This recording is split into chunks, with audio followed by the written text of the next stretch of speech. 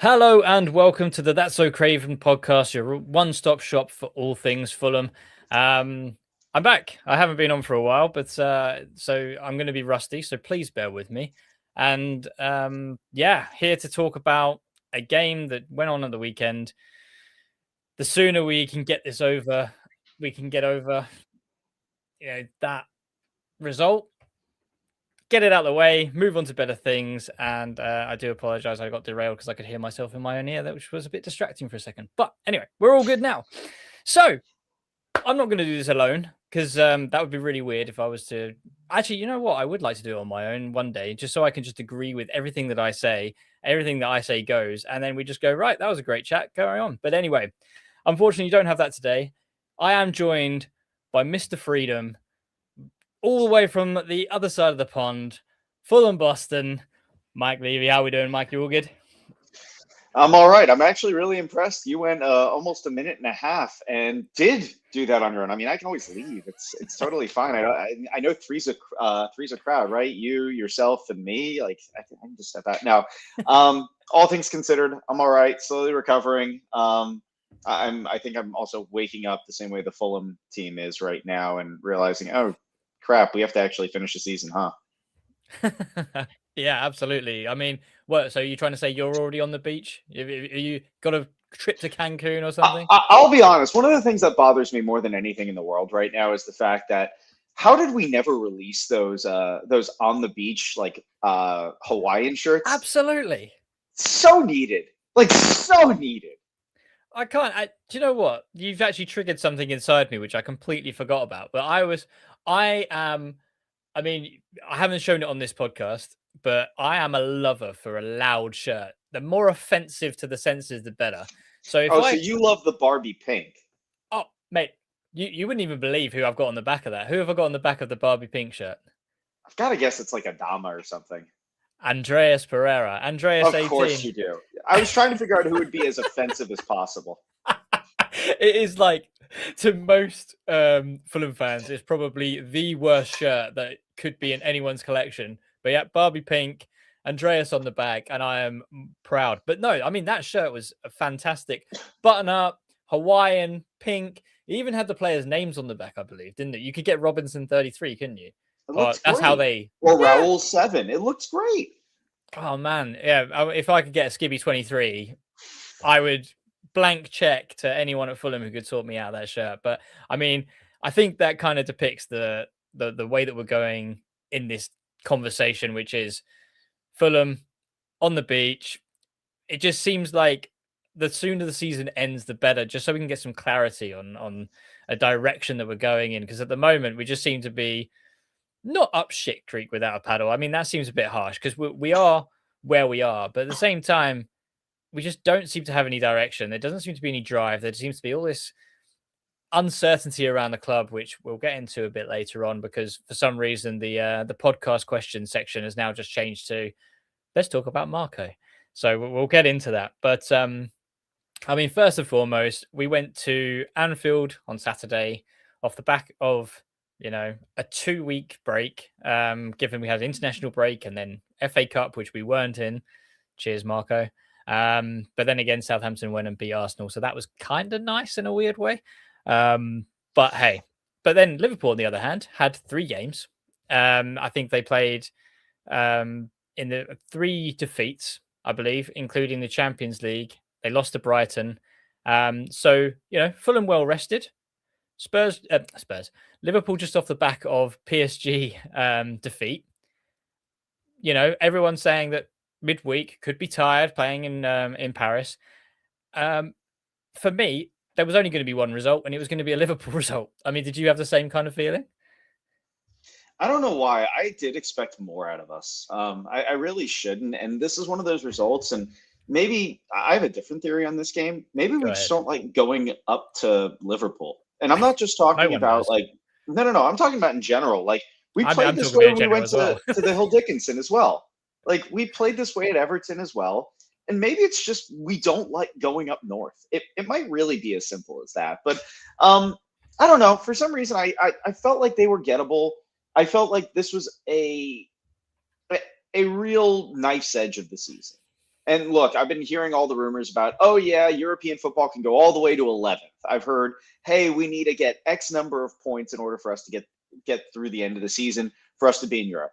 And when you look at our run in through the rest of the season, if you had told me, hey, we get a point out of this, I would have, I would have shook your hand right there and said, hey, that's a really good mark, especially with everything else that happened in the table since we knew the Everton Brighton result beforehand.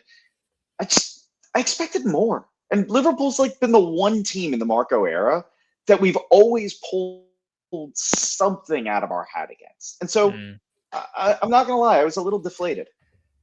Yeah, yeah. And I think it even goes one further. Is we say like we don't like to travel up to Liverpool. Hill Dickinson didn't go well. I just say in general, no one likes to go to the northwest. Just in general. Actually, we don't like to travel at all, by the way. I saw a fun stat that we are the 4th worst team on form away from home. Oh yeah. I mean that's just Fulham all over. I remember a time where we couldn't win away.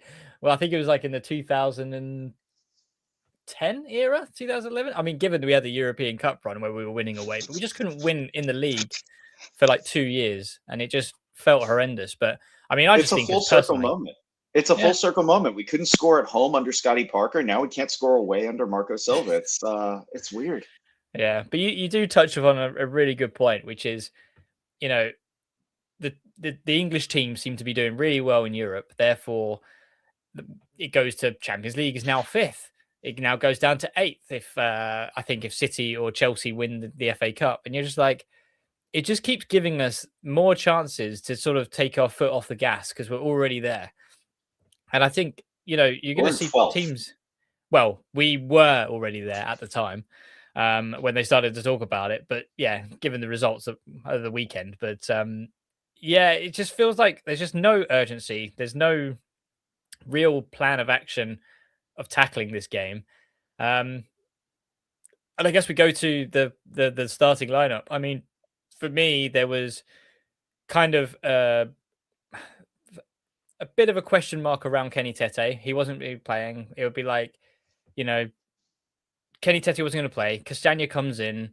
Do we play 5 at the back? Do we, spin that even a different way that Sessegnon comes in? Or it just got to a point where it was just a bit obvious, wasn't it? 4 at the back, Castagna, who's just going to get roasted by a 17-year-old.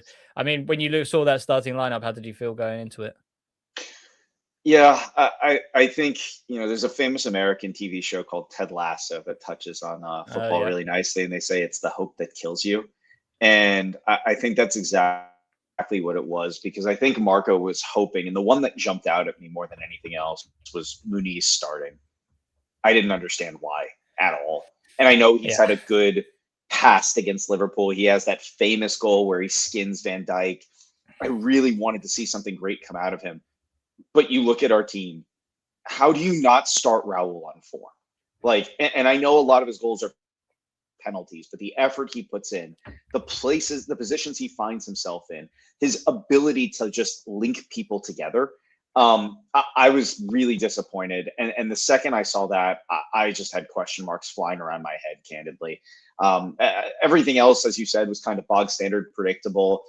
We knew Robinson had to start because there's the whole narrative of how he has Mo Salah in his pocket. And I think this is a different Robinson for right now. But yeah, it was pretty much what I expected here. As I said, barring I was a little disappointed with Muniz starting. I will say I was very happy to see King keep his place after he not only scored his first Premier League goal, but also had an incredible assist for the under-21s. And that was wild. Yep. So I was very happy to see that. But yeah, seeing Muniz up there was not exactly what I wanted to see. And it's an interesting thing that we talked about in our chat, which was, I know Dave will protect Muniz until the cows come home. Others are kind of starting to see potential weaknesses in his game where he's not reaching the level where he did, a season or 2 ago with this little purple patch. But are we starting to try and test life without Raul? Because I'm starting to see Muniz getting ahead of Raul, probably given a bit more time than he probably deserved, without being too harsh on Muniz, which is, Marco likes to change up his strikers around sort of the 60, 60th to 70th minute, I think Muniz stayed on the pitch probably about a good 5 to 10 minutes longer than I was expecting. Do you think we're reading in too much into that, or do you think that we are starting to sort of test the waters with life without Raul? I think, unfortunately, we are. Like, look, at the end of the day, he may be a young 34, but he's still 34. I think this is also an opportunity to see how far Muniz has come back from his injury. And I do think we need to treat him with a little bit of grace, in the sense of he is coming off an injury. He is definitely the epitome of a confidence player, and he hasn't been able to get anything going since he first came back. And so I think this was an opportunity to have him kind of relive some good memories of his own and say, hey, why don't you go challenge? It's essentially a free hit for you. Let's go get something out of here, and let's see what you get. I think time will tell on, is this, what Muniz is, where he's a player who he is when he's in his purple patches, he's unplayable. But every other time he, leaves a lot to be desired. And it's, again, the hope that kills you a little bit. And I think it only highlights further how necessary it is that he not only has competition, but also a complement in the striking position, where he can kind of have somebody who either plays through and plays in front of him when they're on form and he's not, or somebody who, can complement what he does really well. Because I shudder to think, and I know Wilson has been our leading goal scorer this year, but I really do shudder to think what position we would be at in the table right now if we didn't have Raul, because that would have meant, Kusei Asari would have been our only recognized striker. We didn't have another one on the roster, and it's a little hard to think about who we would have brought in the window to supplement that. And I don't even think Ricardo Pepi would have been the right person, especially since, again, in hindsight, he breaks his arm in part of this and misses weeks. So it is testing life, but I think it only highlights the need for another competitive striker in there, whether that's to be a number one or to challenge Muniz for this top spot. Yeah, no, for sure. And I think I've got a soft spot for Raul. I love his work rate at the moment. And I know everyone keeps saying that he's playing for a home nation World Cup, therefore he's really sort of pushing himself. But yeah, milk it. I mean, if he's going to play like that, then use him, man. He's playing out of his skin. The amount of his work rate in the last few games has been absolutely top draw. And I get that, Muniz is kind of the future for us, but at the same time, if we're chasing those sort of European spots, for me, especially the game that we'll now go into, that kind of high press that Raul brings would really, really help us in this game. And I mean, from kickoff, it was relentless. I don't know your thoughts on that, but I just found that we just didn't have an inch of space. It was almost like a flashback to the Jurgen Klopp Liverpool, where you just got absolutely suffocated. And I remember a few seasons ago where I think Robertson got an early red card. And then we were still suffocated because they were so well drilled that I just found the same thing again, where, especially in the midfield area, I mean, Szoboszlai for me is probably going to be a hot take. Is probably one of the best midfielders in the league, probably pushing Europe, just because I just love the way that he can use the ball, and especially when he picks it up, he's got that work rate to win it back, but also got the feet to be able to actually use it. And that's what I was just finding was Berger. We know he likes time on the ball. He doesn't like to be rushed.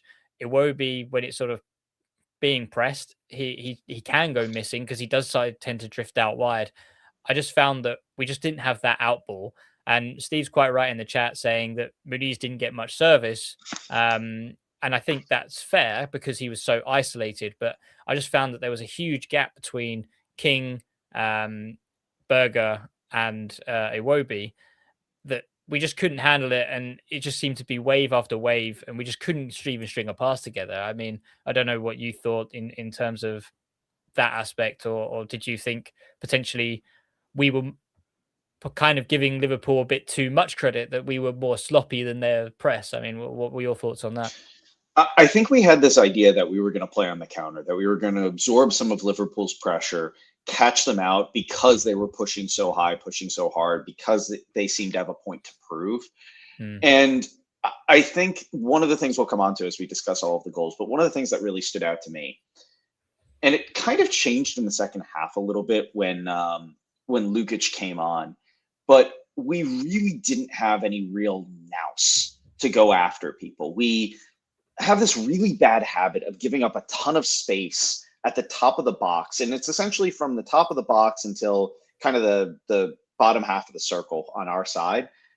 We give them all the time and the space in the world to drive at us. And I know he's in a relegation battle right now, but you think about Polina in this kind of lineup, and you know that never happens. Like, absolutely never happens. And even to his credit, to Lukic, never lets that happen. And I think it's one of those things, like, yes, he does it clumsily, but we're missing some of that aggression. And it's weird because you think back to, just the rest of the teams from the Marco era.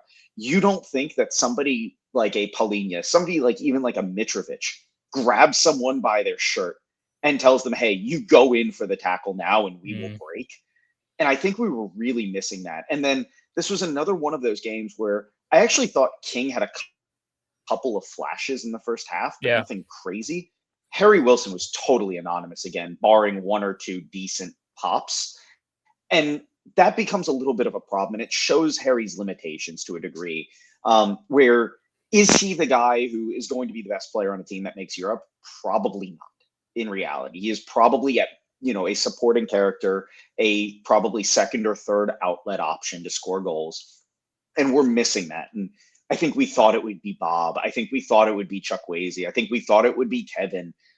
We just haven't seen anyone do that yet. When you look at the teams that are pressing for Europe right now in the standings, right? You look at, unfortunately, Brentford, you look at Everton, you look at Brighton. And I'm not even picking on the Chelseas of the world who somehow are only 4 points ahead of us. But it's one of those really weird situations where they all have a guy. They know, like, hey, if we need to get something done, we are going to this guy. And it doesn't feel like we have that. And Skibby, I'll actually, to derail us slightly, I get asked this pretty regularly. When I'm at events or when I'm with friends and talking Fulham, somebody will ask me, who is Fulham's best player? Ooh. Wow. I mean, you'd probably have to say it's technically Wilson just because of the output, but every Fulham fan will know. It took you 15 seconds to think about that. Who is the best player on Brentford? Oh, Thiago. Right. Like 3 seconds, right? Like we know that off the jump. Who's the best player in Everton? I would say Ndoye, I guess. He's quite useful, but it's either Iliman Jai or it's Pickford. It's one of the two. Oh, yeah, Pickford, I forget about. You can take your pick. But you had a name on the tip of your tongue. When I think about Fulham, I can't think of, oh my God, we need to get something done right now, whether it's a tackle, whether it's a killer ball, whether it's something out of nothing. Who's going to do it? And the best answer that we got after 15 seconds of waffling was Harry Wilson. Harry fucking Wilson. Sorry. I mean, I get it. I get it. And I think, and it goes back to your point where, they were really set up for attack. Their fullbacks were probably the highest fullbacks I'd seen against us this season, where Robertson and Frimpong were just literally probably standing more on our fullbacks rather than in their own half most of the time. And that just freed up Salah and Rio on the left-hand side to sort of do what they wanted. And that's where, for me, I was thinking that we were crying out for a Chukwueze, someone who can get at them and make them think. Because for me, as good as Harry Wilson is at, getting the ball on the edge of the box and picking out a shot when he's, got a bit of time. But for me, Chukwueze and Kevin are probably one of the only two players that we've got who get the ball, they look down and they're going. And they don't think, they just go. And suddenly for Robertson and Frimpong, they can't go as high as they were. As soon as they've got, oh, hang on a second, we've got a guy who, as soon as he's getting the ball, he's going straight down that wing. We just didn't play like that. And I think Bob and Wilson are almost both luxury 10s who play out wide. They would rather be central than play on the wing. They don't really know the proper wing play. Whereas Chukwueze and Kevin are wingers who get down to that byline, beat their man, and get the ball in. And I just find that the Wilson and Bob just don't seem to do that for us. But hey, we had that kind of the press that we were talking about, and I mean, it came to no shock. I mean, the only shock was probably the goal scorer, 17-year-old Rio Ngoma. Unbelievable talent, by the way. I've watched him for like in the cup games, and when he comes on, you just think, Jesus Christ, this kid's only 17, and he's just beats his man. Kind of similar to like Max Dowman for Arsenal, where he just plays without fear. But when that ball came in and a kind of a touch out of his feet, it was expertly done. Like he'd been doing it his entire life. Of square up your man. And poor Castagna was just tripping over his own feet, and it was just like, I'm going to go. Oh wait, no, and he shifts it out of his feet, bends it into that far corner. I don't blame Leno. I don't think he had any chance. I think you could argue that you'd be a bit closer to your man from Castagna's point of view, but at the same time, he's got ridiculous feet. I mean, what were your thoughts on the goal that we conceded? Yeah, I think a couple things there. Number one, when we're talking about young talents, I mean, in the Premier League specifically, Ngoma is definitely one to watch. Dowman, yes. I'm not going to lie to you. I actually, as for right now, and maybe I'm a little homer biased, I actually would put King above Dowman for right now. Not Ngoma, but above Dowman. He's breaking into the lineup. He's actually producing a little bit more. But you talk about playing without fear. I think he also deserves his name in there. Maybe not to the same level of recognition, but he plays without fear. I couldn't agree with you more. I mean, that's where you miss Kenny Tete, right? You miss, the Dutch wall that he is right there. He's the guy who sees that coming. He's the guy who cuts off that angle and doesn't let it anywhere near. Something interesting, though, if you rewind the play just a little bit further, that kind of bothered me. It comes off a counterattack from a shot. Do you know who shot it? It wasn't Berger, was it? No. Oh, come on. I saw a great thing that Berger was asked if he wanted a baby Guinness, and he says, no, I don't do shots. Yeah. Dazzler FFC, that was a classic joke. Yeah. It was Joa. It was Anderson who took the shot. Oh, buddy. And it leaves him out of position to sprint back. And we've seen Anderson do this a couple times, and it sometimes stings the gloves. But Mamardashvili just kind of picks it up and starts the counter off of that. And it leaves us in a position where not only do we have our worst defender on the back line in Castagna of the four covering Ngoma, who is a tricky and creative player in an overload, but you also have probably our slowest player on the back line trying to get back into position to help cover. And I think that was the recipe for disaster there. It was a really, really painful thing to see. And again, you wonder, hey, does Tete help block that a little bit? Or hey, if we have a defensive midfielder like a Paulinho, like a Lukic in there in the first half, do they cut someone down early or take the yellow and just kill the play? We don't do that. I'm coming back to this every single time, I guess, of just saying things that we don't do. But it's something that was so needed in this game. We needed somebody to show a little bit of nous. We needed somebody to show Liverpool that, hey, you aren't just going to drive up the field and bully us like it's like we're doing the beep test or like we're playing a basketball game. We are going to stop you. Yeah, I know it's interesting. We always talk about the clinical foul or the cynical foul, sorry, and that being able to brutally break up play.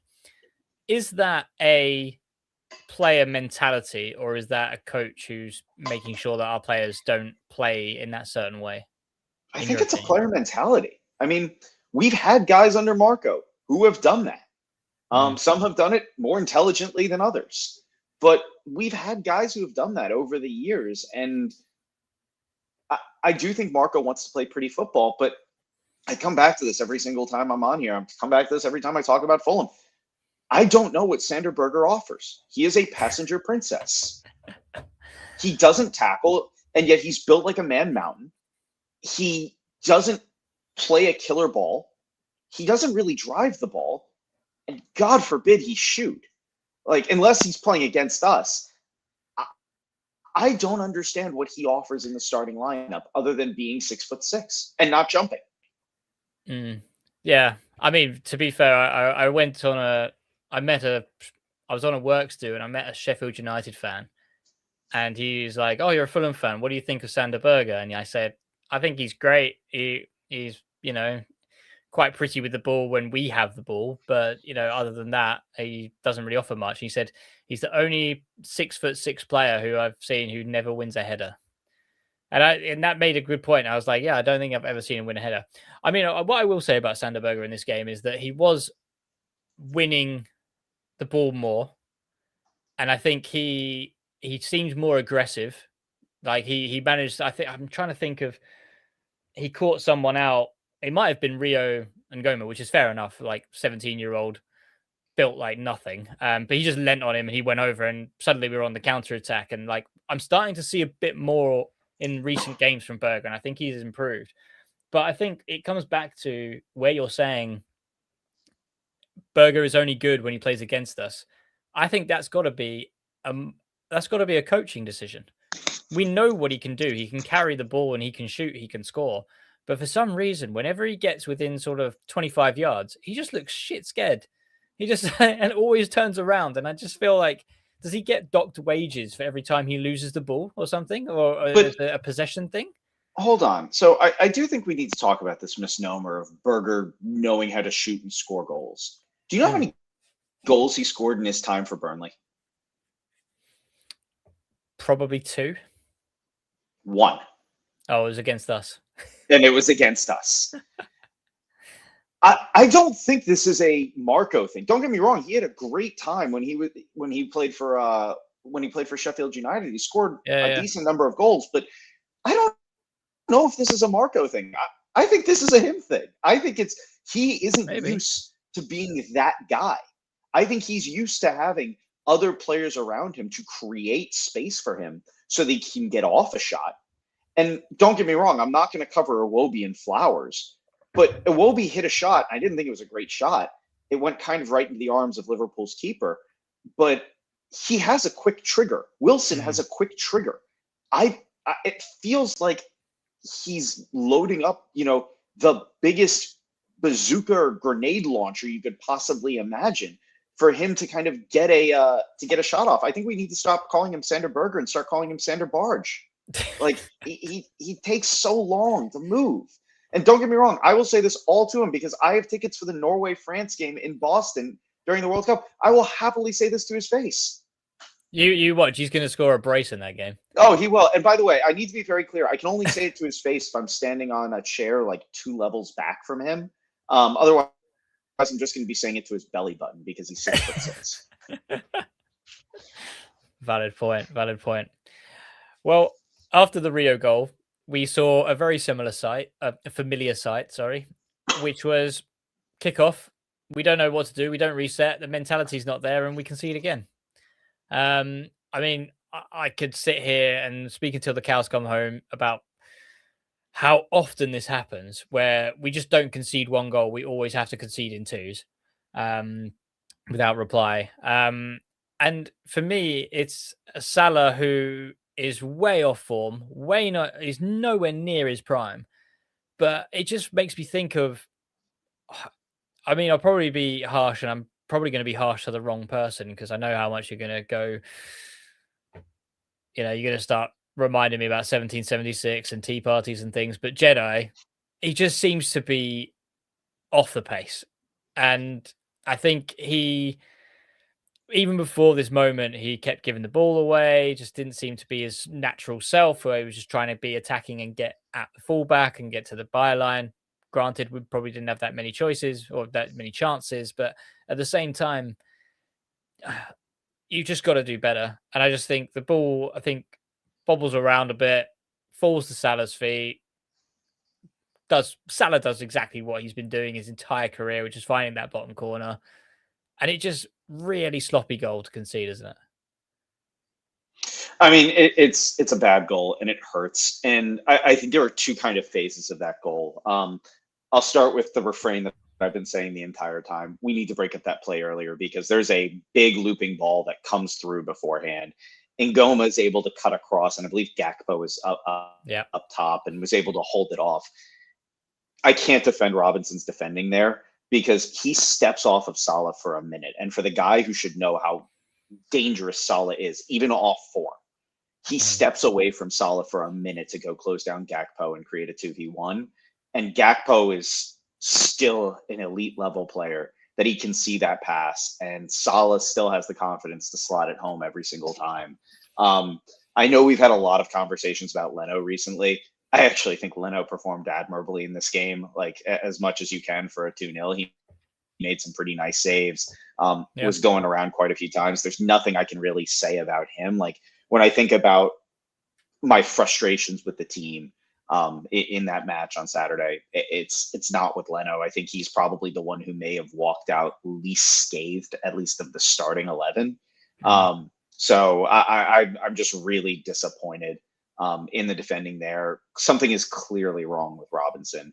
I don't know if he's still recovering from surgery. I don't know if he's got a different injury. I don't know if he's trying not to hurt himself before, as you said before, a home World Cup for a different player. But there's just something wrong. And he doesn't look the part. And the problem is when he doesn't have that level of athleticism, he doesn't have that much to offer. Everything opens up in his game because of how athletic he is. Yeah. And I think, I mean, I've got a theory, right?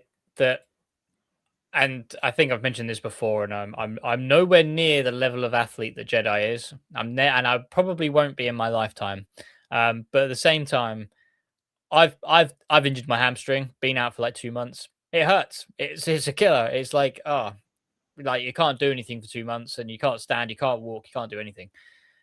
And then even now, I'm playing on a Wednesday night, five-a-side amongst mates. I'm not sprinting as hard as I used to because I'm scared that it's going to ping. And I think for me, there's going to be an element of emotional and or a mentality with Jedi where he's got this World Cup coming up, home nation World Cup. He's a shoe in to start. He's probably got to be in the running for vice captaincy, if not the captain. I don't actually know. Is he? He's got to be a vice captain though, right? He's got to be. He's probably a vice captain. He's definitely not. I can, first of all, Pulisic, obviously, and second of all, our own Tim Ream is definitely. Is he still playing? Fuck. Yeah. Fair enough. But either way, so he doesn't want to be injured. So if he sprints 100% like he does or did all of last season, that knee could go, an injury could happen. And I think that there is a mentality thing with him, personally. But I have to admit, what does really wind me up a little bit is I follow him on Instagram. Therefore, if I'm doom scrolling, right, any kind of reels, it comes up with like Anthony Robinson has liked this video, and it's just like the most bullshit stuff that he's just liking, and I'm just like, bro, you're like, get your head in the game, get off Instagram. That's just a part of me that I just really don't like. But it's like, get back to your best, put the effort on the training ground, and maybe he is, maybe he isn't, I don't know, but it just something seems really off with him, and I do hope we can get him back to his best, but I don't think it's going to be this summer, given that he's now got the entire season to now finish, a busy World Cup schedule, hopefully for USA, but then back to Fulham and start again without any real rest. And I just think that it's just going to be a point where Cess is going to be well rested, and I think Cess, if we didn't have Jedi, and this is going to be a bit of a hot take, I do think that Cess had a shout for before O'Reilly went on his completely, I think it's like 6 goals in 8 games. Cess would have had a shout in a left back for England just because he's just been fantastic every time he's played for us at left back, and especially in an England team where we don't have to defend that much. He is great asset going forward because of his instincts in front of goal. And I thought that, if he started the season like he did, which we saw, and he carried on and Jedi didn't get that space back, I genuinely think he could have had a shout for England. I know Tuchel's going to like his favourites and all that kind of stuff, but I just think that he's been unjustifiably dropped. But it's just getting to a point now where I just don't see why we would keep Jedi in the team because he just doesn't seem to be on it at the moment. Skibby, who was the last Fulham player actually to get called up for the national team? I think it was Zamora, but he didn't actually play. Because, and you're going to laugh at me, I do remember a few years ago for the last World Cup, we were actually talking about, did Harrison Reed have a chance to make the World Cup squad?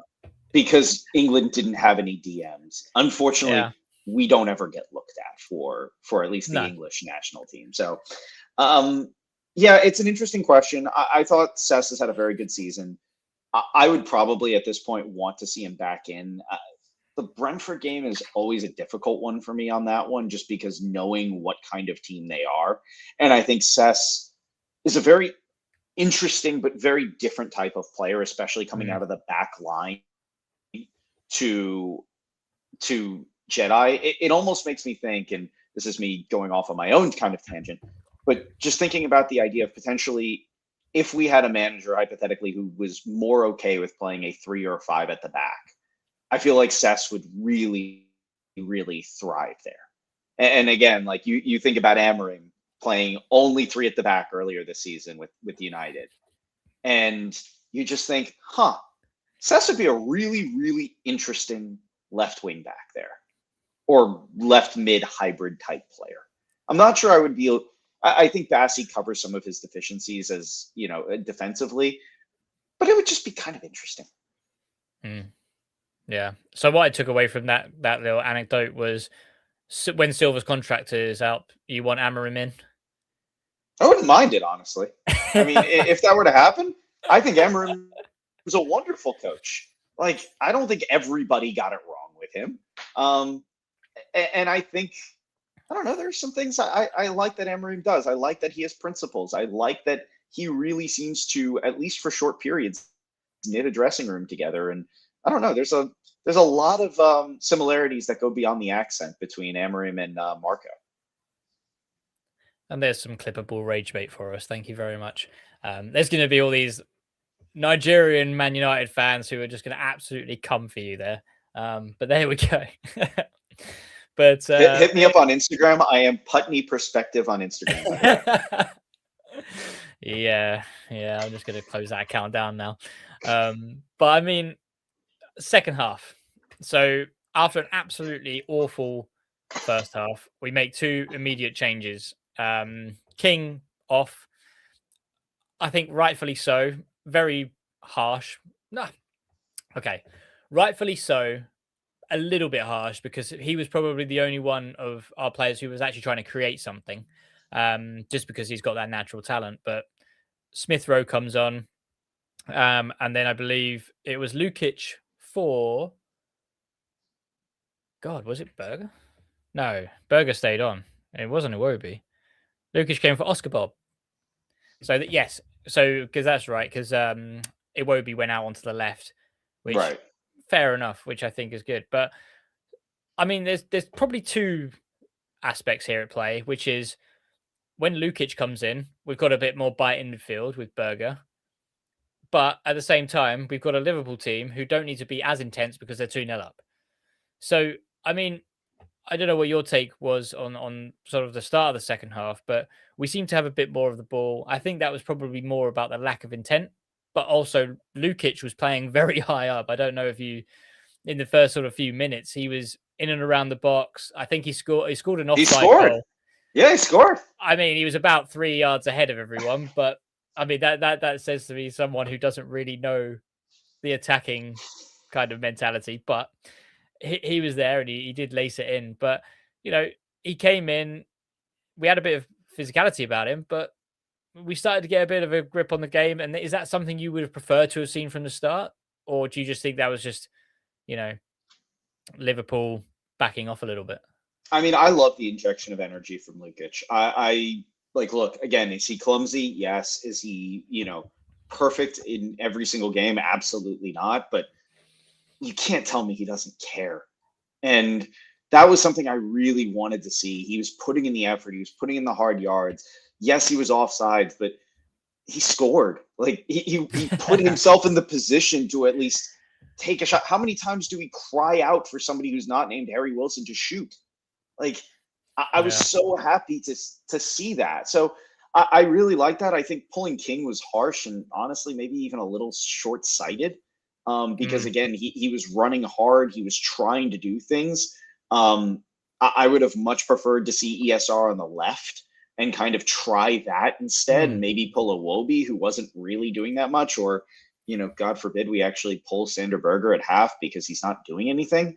I think that would have been really interesting instead. But no, I was pretty okay with how the intensity that we came out with, and I think it was one of those things where we were going out on our shield. We were trying, at least for the first couple of minutes, to push. And yes, Liverpool, woke up and then started coming back at us. And then they kind of decided, okay, this game is done and dusted. We're going to make some changes now. But it was the sign of life I wish we had started off with. That would have been really, really great to see up front. Yeah. But, I mean, we saw some glimmers. We started to see, I think the first chance was a Muniz header from a corner, where he managed to, I think, do you know what? I've got this absolute gripe with zonal marking, which I absolutely hate. But I actually saw it work in our favour this time, which was Florian Wirtz was marking Muniz and just got absolutely lost in a crowd, and Muniz got a free header. But again, it's one of those things which we saw last season where Muniz, he's not great at heading. He just seems to get a glance, or there's no real conviction in a header, which you probably see from like Raul or Mitrovic, especially if someone of Muniz's size. But loosely, you could probably say that it was cleared off the line. So we had that chance, and then probably the best chance of the game for me, which came after Sessegnon came on. I think Iwobi picks it up on the left. Cess does his kind of usual inside left channel run, pulls the ball back to the penalty spot for ESR to try and direct it goalwards, and it just gets his angles a little bit wrong and goes to the post. But I mean, that was all a bit kind of positive, and we're starting to see what Sessegnon brings from an attacking point of view. Smith Rowe as well, getting in the right positions, and we started to see some attacking. I mean, was there any moment, and I have to ask this, so please bear with me and don't laugh. Was there any glimmer of hope for you that we might get a result after this, or did you just think, Liverpool just are comfortable here? I think Liverpool looks comfortable. I thought, as I said, that the sparkling moment for me was the half second that I thought Lukic, who was definitely 4 or 5 yards offside, scored. And I was like, oh, this actually is showing that we at least have some bite. But I really didn't think we had it. One thing on Muniz heading, I'm not sure he's bad at heading the ball. What he's not fully there with, and we need somebody to. This is where having that senior head as a striker, no pun intended, would be helpful. And the thing that Mitrovic did so well is Mitrovic didn't necessarily win a bunch of headers against big burly center backs. I think we have a little bit of this hindsight, 2020 kind of thing, these rose tinted glasses. He would hunt their fullbacks. He would hunt opposition fullbacks and go win matchups against Trent. Yeah. That's what he would do. And I really wish, even when we see, by the way, Raul go and win those little flicks on balls that are in towards goal, he's not competing against the center backs. He's competing against an 8 like a Wirtz. He's competing against a fullback. And I think Muniz needs to be a little bit smarter in how he approaches that, because I think that's where the opportunities are, especially when you look at how our team is set up for, these crosses. And I'm always curious where Marco tells people to direct the crosses. I mean, Jedi, we know it's, just somewhere on the field, please. And Tete is, hey, it's going to be high. But I really do think we either need to be thinking about how do we dart on the inside and take on a fullback, or far post and get somebody in. I'm not sure I love this argument at a certain point about our service, because I actually think we get in a ton of crosses. That is our option one every single game. I just don't think we put them in the places where we're setting up our strikers for a successful attempt on goal. Yeah, and you're quite right with the matchups. I think for me, there was one game where I thought Muniz did it perfectly, which was Tottenham Hotspur last season. I believe they subbed Romero for Archie Gray. So 18-year-old centre mid Weed comes on, and he was just winning everything against him, and it was almost like bullying at this point, where you just felt sorry for the guy that was just losing everything to Muniz. And I think you're quite right. He just doesn't do that enough for me. Where pick a matchup, find a weakness. I mean, Frimpong, he doesn't want to be in a battle with you, especially an aerial battle. But at the same time, he was so far up the pitch that he probably wasn't there to have the battle with. But yeah, I think we just weren't in the game. I don't think even if we sneaked a goal, I think Liverpool were that comfortable that I couldn't see us getting a result. But hey, one last thing on that is I go really ahead. did have some, and again I use this glimmer of hope. I wanted to see something out of Chukwueze, and I don't know what's happened to him. I don't know if I know he's had some stuff going on in his personal life. I know he's been traveling back and forth for international duty. I think part of me is a little frustrated that obviously we made a bunch of subs with 10 minutes left in the match, but if we were ever going to get something to happen, we need Chukwueze to be the guy who essentially willed us back into the Man City game. We need him to be that game breaker, and I think he needs more time.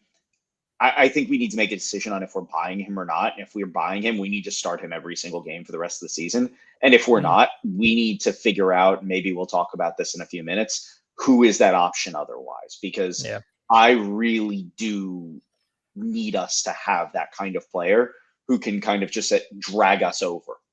And again, we've seen players do it for Fulham before. We don't have that guy this year at all. Not even a semblance of them. Yeah. I mean, I do feel bad for Chukwueze because he was in very top form when he left us for AFCON. And then when he was at AFCON, didn't get a sniff. They started everyone but him. I think, and then comes on to take a penalty. Yeah, and then fucks that up. But but yeah, I just think that he went away to AFCON. He didn't play at all when he was in really good form, and then he's just come back and obviously, the bereavement you mentioned, he just doesn't seem to be the same sort of player. But I just, like you say, I just love to see him get a start, get a run, get some kind of momentum going. And you're right. I mean, Wilson is dragging his heels, so therefore, why should he start ahead of someone who wants to be here? That's the question. I actually want to, if you don't mind, I want to talk about this for a second because we saw it the second we knew Tosin wasn't re-signing a few years ago.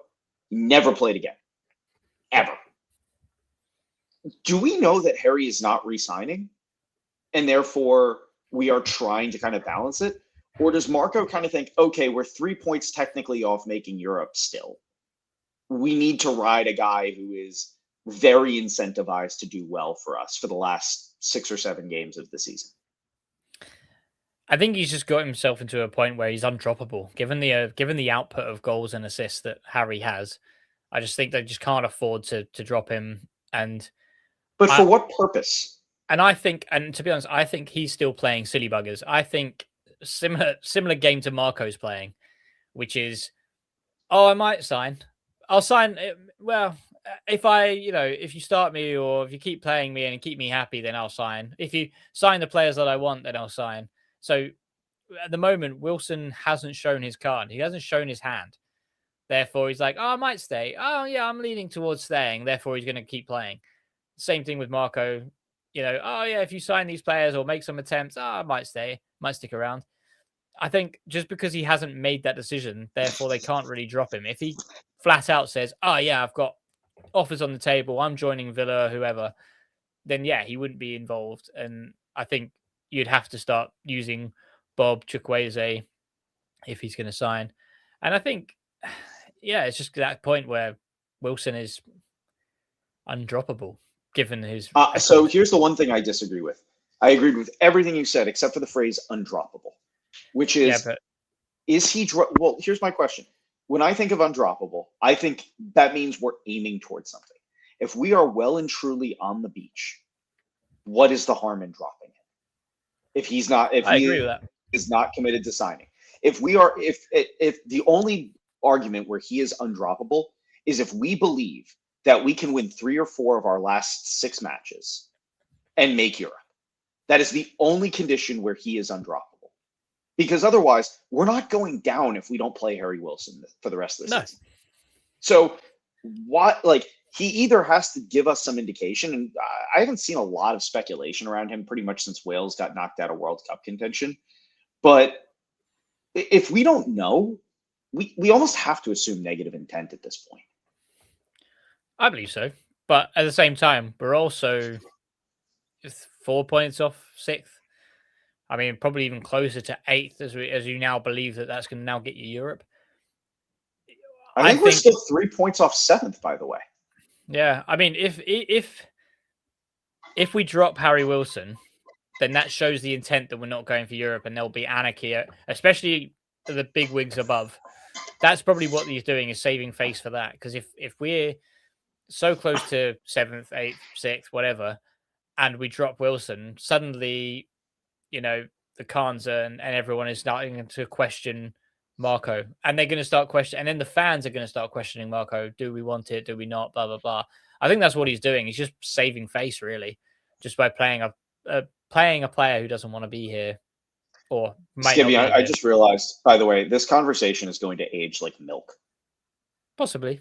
No. I'm dead serious, because out of curiosity, and I apologize for my lack of international law knowledge, is gambling legal in the UK? I know FanDuel is headquartered over there. Is gambling legal? Was that? Yeah. Yeah, my bank account is fully aware that gambling is legal, yes. Okay, great. I have your nailed on bet for next week. Harry Wilson to score next week. Going to happen. 1,000% happening. Anyone listening right now, 1,000% Harry Wilson is scoring. Because do you know who we play next? Brentford. Is it Brentford? It is Brentford. Yeah. So he's definitely scoring. He just loves to score. Nailed this whole last. It'd be very funny if that's aging like milk. However, if Harry Wilson gets dropped for the Brentford game, then we know. Then we absolutely know. Then we absolutely know it's over. Yeah. No, absolutely. But I mean, we'll move into the questions now. I think we've talked about Liverpool enough. That was a boring game. I can't believe we've made it this long talking about that game. Yeah, I know. It's just awful. I mean, to be fair, we talked about a lot more than just that game. But yeah, we'll start off with the chat. So Danny O'Connor says, do you think we can sneak a European spot? Only 4 points off 6th. So, I mean, I'll rephrase this a little bit, given our last conversation. Given the state of what you've seen off the back of Liverpool, do we make the top 8 and secure Europe? This is so hard for me, because the last time we went up to the Northwest and played like this, we got a reaction. We got a big reaction. And I want to see it happen again. And I think this last run of games, these last 6 that we have, we are going to earn it if we finish in the top 8. I will tell you that. You think we will? No, I'm saying if we can get the results that are needed, we have earned a top 8 finish. Because if we have to play Brentford, Villa, Arsenal, Bournemouth, the resurgent Wolves, and then Newcastle, we'll have earned 8th. We'll have earned 7th. You say resurgent Wolves. They did lose 3-0 to West Ham. They did, but they are also one of the better formed teams since Christmas, which is strange to say. Yeah, I suppose. I mean, yeah, I'm going to be short and sweet. We're not finishing in the top 8. We're going to finish 12th because it's just what we do. It's just how we do. But anyway, we have a podcast. Wow, that's a we have a podcast? That's a really good kind of feature, isn't it? We have a podcast, by the way, if you didn't know, listening to the podcast. We have a Discord server, is what I meant to say. And in said Discord server, we have all chat, general, Fulham things, transfer news, Fulham transfer is in there, Fulham fan news is in there, so it's always popping. And we also did a prediction game as well, which had a prize this week. So we celebrate the Fulham women winning their league. We decided to give away a Fulham AEW shirt to the winner. And London Dude 123 correctly guessed that we would lose 2-0, unsurprisingly, to Liverpool. Therefore, a shirt is going his way. And I believe I got the dispatch note today. So that's already out to you, my friend. But other than that, we also do podcast questions. So we do have a few questions coming from some of our guys. Starting, should we start? Oh my god, it's always Marco, to be honest. There's so many questions about, do you think Marco will sign? Do you think this? So I reckon we start with, do you think Dave, when I hear about 5-year plans, oh no, that's a different one. He answered a question. God, he's so annoying when he does that. All right, Dave as well. Is it fair that Marco takes the blame for the end of the season drop off of form when we miss out on key positions, late recruitment? Oh, God, he's singing this song again, is he? Never improve the squad in key positions in the later winter window. So basically, can you blame Marco for the drop off? I'm going to answer this in a way that's not going to make Skibby happy, but I'm going to answer it as God, yes. I hate you. Well, and here's why. I don't, in the sense of, yes, the recruitment was subpar. I would argue that this is our worst recruitment window since Marco has taken over as manager. What I will say is there is clearly something to the way that Marco manages and trains the players. And it almost reminds me of Leeds a few years ago with Marcelo Bielsa, where they would come out to such a flying start, and then they would just absolutely gas by the end of the season, whether it be injuries, whether it just be not having the energy or the intensity anymore. And this side actually reminds me of the Leeds team the year before they went down a little bit, where, again, we were just pressing. They didn't necessarily have a star player. I guess maybe it was Patrick Bamford, but and I feel like this is partially on Marco for not being Rafinha able to. Was there then, Was he? Okay, so it was Rafinha as well. So they had some talented players. I don't think Rafinha was Rafinha quite yet, but I think there has to be something to the way that Marco manages the players, and it has to be something in training. It has to be something with the physios, because we just aren't healthy. It's so clear that we're not healthy, and throughout the season, right? Like, go through the lineup that played yesterday. How many of those players have played, or sorry, on Saturday, how many of them have played a significant number of matches this season? Like, I can literally look at that lineup. We had injuries to Muniz, Wilson. We have an injury to Tete again. We had an injury to Robinson. We have injuries left. We had an injury to Anderson earlier this year. Like, we have all these injuries. And I think that's partially down to the way that we actually train as a team. So I think that has to be put at Marco's feet as well.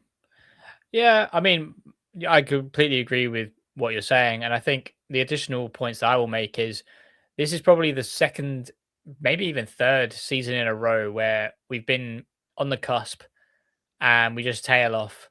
And I don't think we can blame recruitment on those 2 years either. I think if this was a one-off and we can identify, he hasn't got the squad to finally push, then I completely get it. But it's the same thing of, 2 seasons ago, we were in the same position. Or once last season, we were in this position. We could have pushed on. We didn't. We lost some really stupid games. And I don't think anyone was blaming the recruitment then. So yes, there's a recruitment issue this season, but at the same time, we're just seeing the exact same thing again. I think the thing that kills me, and again, ever since we lost Mitrovic and Polina, we don't have a talismanic player to drag us over the line. And we are so missing it. And it is so clear that we are missing somebody to just pick the entire team up and drag us over. And I love the vibes FC that we are to a degree, with, the Iwobi and Bassi kind of being the big voices in the locker room. But where is the guy who is going to say, we're not effing losing this one. We are getting this one. That's given me a question to ask you then. Who is your ideal bastard? Who is your bastard you want to bring in? Who is that guy who takes everyone by the scruff of the neck? The Vinnie Jones, the Michael Browns of the world. I was unprepared for this question, and that does not typically catch me. I need to think about this, but we'll come back to it. I owe you an answer here, because I've been whinging about this for an hour now, and I have not given you a name. So I owe you an answer. I will say, and maybe to answer something else from the chat and get a that's cool. It's not Malik Tillman. It's not Malik Tillman. He is a really, really strong player, and I would love to see the interplay with him and King and Wilson and Chukwueze and Kevin and Bob. He's not that guy. He's just not that guy. So let me have a think about that. We'll have a think. So Barton asks, is it realistic to expect all key positions to be filled and recruiting finished early when it's more expensive and we're not the biggest revenue generators and having an outsized wage bill for our revenue? So basically, do you think that we will buy the people that we need early on, or will we be waiting? No, I think we're going to be waiting. And I think part of that is our strategy. I think part of that is the distraction of our glorious leader, Tony Khan. And I also think that there's a piece of this of, look, our business model, we've never been good about this. Unless absolutely forced, we are not selling anybody. And we need to be okay with selling people and trusting the recruitment to bring in good players. And I think until we do that, we're going to run into issues with bringing in players. We're going to run into issues with SCR. And I'll ask you this. I mean, Skibby, there's only one name that comes to mind for me right now. But if we had to sell a player to finance the next, transfer in, who are we selling? Good question. I think we could probably get a good amount for Anderson, personally. I think I remember Juventus being linked to him, and I reckon we could probably recoup at least like 25 mil for him. Potentially. But if not him, then I think Jedi is probably the next name on the chopping block, where he still has some kind of pedigree. I mean, his value is halved. I think 25 million is what I've seen the latest. But again, in this day and age, is that really a sufficient amount of money? Not really. That's what I was thinking. Is Jedi is the name, but Jedi doesn't finance that big move anymore. No, unless Muniz still carries some weight, but I doubt we'll get the same at the Atalanta offer that we had in the summer. Maybe Bassi. That's the only other one I got for you. Yeah, Bassi, maybe. But we just don't have that star, which is probably a good thing, which keeps our squad together. But at the same time, you can see that Brentford are going to get picked apart for Thiago. And the big names that you mentioned earlier of the teams around us. Like you look at Bournemouth, they lost their entire back line, Semenyo, and others. And you just think they've managed to survive it somehow, but that's probably down to recruitment. But if we were picked apart by having a decent team, would we survive? Probably not, because of the recruiting.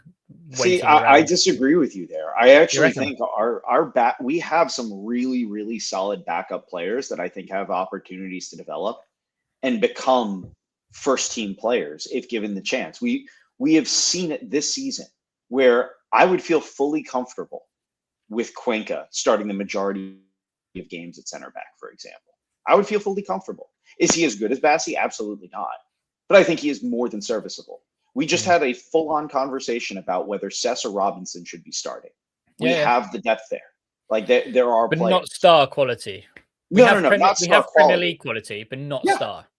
But if we're talking about having people pick at our team, I actually kind of do trust the ability to bring in new players, because I'm not saying they're going to be stars. I do trust that they will keep us stable and keep us afloat. Yeah, that's fair enough. And I mean, you kind of touched upon this, but I think an overall thoughts on Malik Tillman is what Dave would like to know.